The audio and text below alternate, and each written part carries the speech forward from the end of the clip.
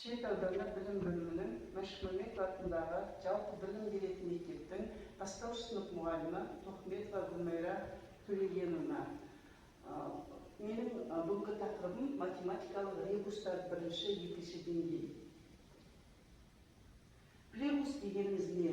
Арнайы формула қолдануға келмейтін, әрқайсына ойланып талдау жасап, дұрыс шешім қабылдауды талап ететін тапсырмаларда ребустар немесе логикалық есептер деп атаймыз.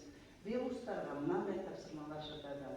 Логикалық есептер, кесте суреттер мен берілген есептер, ребустар, санды ребустар, сіріңке шықпысын қолданып шешетін есептер, сөз жұмбақтар, математикалық жұмбақтар, тағы басқа әртүрлі есептер. Мен бүгінгі сабағымды ширату жаттығуларынан бастағалы тұрмын. Қандай сандардың айтылуында қанша әріп болса, сонша цифрмен жазылады. Сандардың араларына қосу таңбасын қойып, тура теңдік алу керек. 8-4-ті пайдаланып, 500 санын шығаруымыз керек. 12 әріп 2 цифрдан тұрады.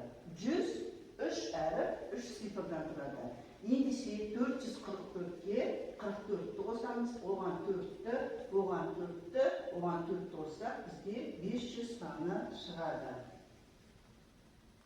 Келесі бірінші тапсырмамыз ребусты шешіп көріңіз. Мына ребусты шешкенде бізге неміс математика Карл Гаусстың нақыл сөзі шығады. Математика ғылымдар патшасы. Келесі геометриялық фигуралардың ішіне тиісті сандарды қойып, теңдік тура болатындай етіп, есепті шығарамыз. Үшбұрыштың ішінде қандай сан бар екенін табуымыз керек.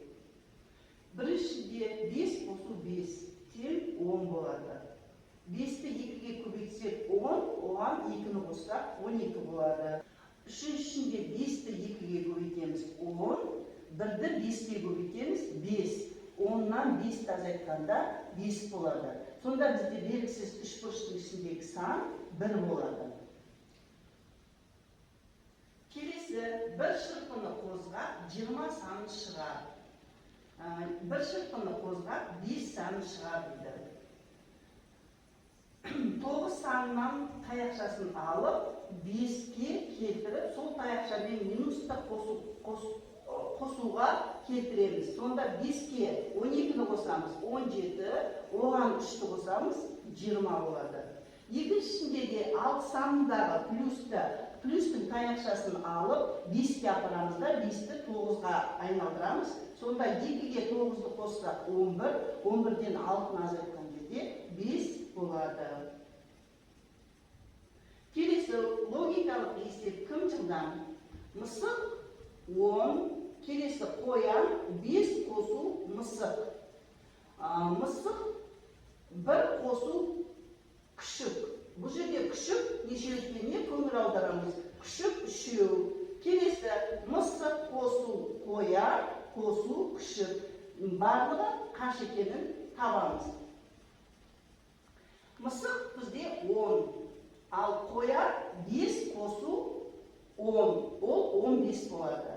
Ал келесі мысығымыз 1 қосу 9. Өйткені күшік бізде 3 көбейту 3 деп аламыз. Сонда бізде 1 күшік қанша болады екен? 3 болады. Сонда барлығы 20 қосу 15 қосу 3 барлығы 38-ге тең болады. 10 қосу 10 30 болады. 10-ға 5 қосу 5 20. 5-ті 1-ге көбейтеміз 5, 2-ні 1-ге көбейтеміз 2, оны 2-ге көбейтеміз, сонда барлығы 9 болады. Енді астында 5 қосу, 1-ді 10-ға көбейтсек 10, 10-ға 5 қосқанда 15 болады. Келесі, бұл жерде ребусты шешеміз. Қаз деген сөздегі Қ әрпінің орнына Ж әрпін алмастырамыз. Мысық сөзіндегі М әрпін Қ әрпімен алмастырып, соңғы 2 әріпті алып тастап, орнына тың сөзін қосамыз. Сонда жаздың бір күні қыстың 1000 күнін асырайды деген бізде ребус шығады. білушіміз әртүрлі әріпке әртүрлі цифр сәйкес келеді. Мына жерде берілген А, В, С әріптері берілген. Жауабында С болу керек. А әріпі 1-ге тең болады, В әріпі 8-ге тең болады, С әріпі 5-ге тең болады. Сонда 185-ке 185-ті қосамыз, оған 185-ті қосамыз, сонда бізге 555 саны шығады. Бірнеше санды ребусты қарастырайық. Бірдей әріптерге бірдей сан сәйкес. Жаңағы алдындағы ребусымызға сәйкес А әріпі, З әріпі, аз қосу аз тең көп болады. Аз қосу аз, астында көп. Енді ағарай жауабына көңіл аударайық. 52-ке 22-ні қоссақ 104. Сонда бізге А әріпі 5-ге тең болады, З әріпі 2-ге тең болады, К әріпі 1-ге тең, Ö әріпі 0-ге тең, П әріпі 4-ге тең болады. Келесі 34 қосу 34 тең 102.